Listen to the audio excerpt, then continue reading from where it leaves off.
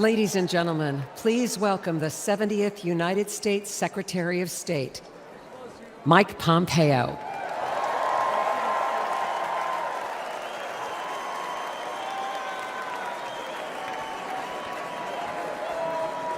Good evening.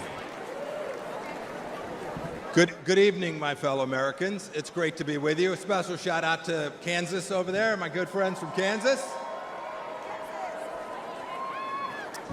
You know, I had the incredible privilege to serve as President Trump's CIA Director and Secretary of State. It was my greatest honor to work with him every single day to serve you, the American people. Now you all are paying attention, so you know what the Trump administration achieved, but it's worth going through a few of these accomplishments. Let's start with this. There were no new American wars.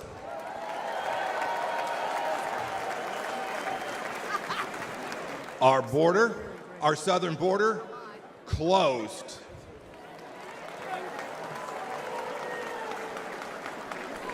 It may seem like a long time ago, but when we took office, there were people's heads being cut off at the beaches. We destroyed ISIS and its caliphate. And you know, here's another fun fact. We never lost our Secretary of Defense for 2 weeks either.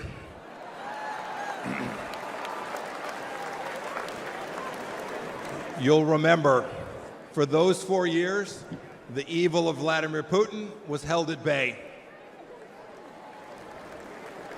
When we walked out, January of 2021, the Iranian regime was afraid, and the people of Israel were strong and secure, and we treated them like the friend and ally that they need to be.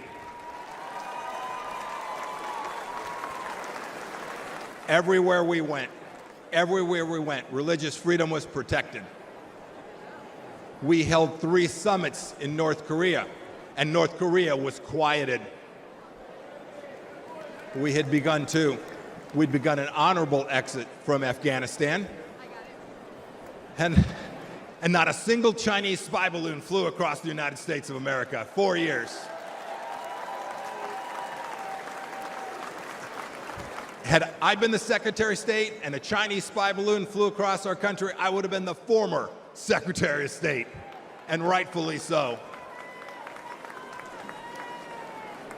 You know, under President Trump, the Chinese Communist Party, which to this day presents the greatest threat to our nation from outside of our country, we confronted it like never before. Look, ladies and gentlemen, in short, we put America first every single day.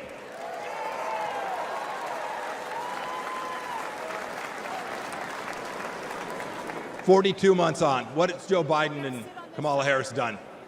And their leftist handlers, what have they delivered to us for security and prosperity? Almost nothing. Let's start with this. You saw some of them last night. 13 new Gold Star families from Afghanistan. As an Army veteran, I want to speak to everybody who served in Afghanistan. I'm disgusted by the Biden administration's incompetent pullout from that country.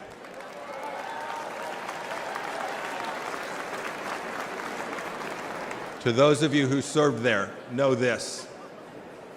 Know that your service was honorable, that you saved American lives, and that the Pompeos love and admire you for what you did for America. Thank you, and God bless each and every one of you.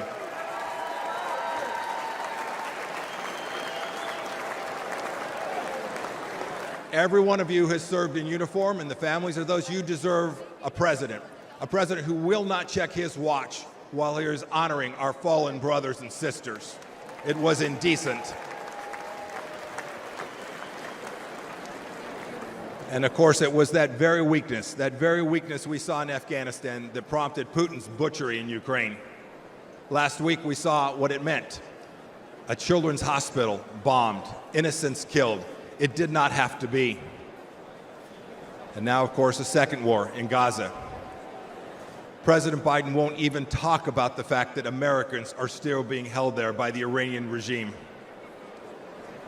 Contrast that with what we did when Americans were wrongfully held. President Trump sent me to North Korea to bring home 3 American pastors. We brought them home.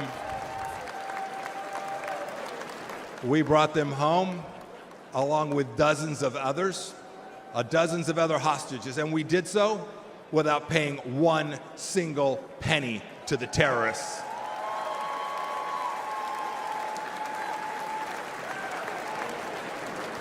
And what about Iran today?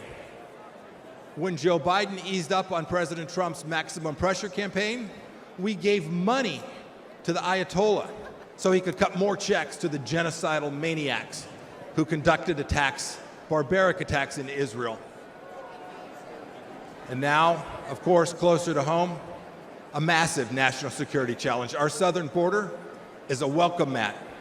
It's a welcome mat for Islamist terrorists, drug dealers, Chinese spies, and violent criminals.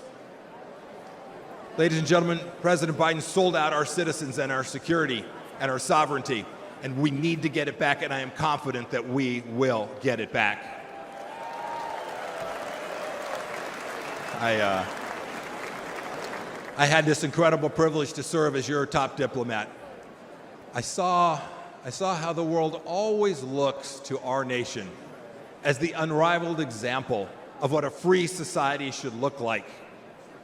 But unfortunately, President Biden struts the global stage.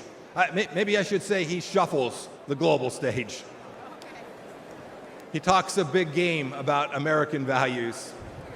But what's he done at home? What's he shown the world? What have he and his leftist base actually shown other nations? He's censored free speech here at home. He's put woke into the military that I and you so desperately love. We must reclaim it. He put it in our schools as well. He's weaponized the justice system against our political opponents.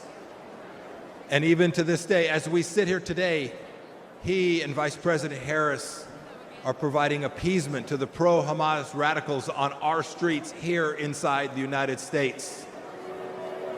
And even worse, today this administration treats illegals better than our own citizens. That is indecent.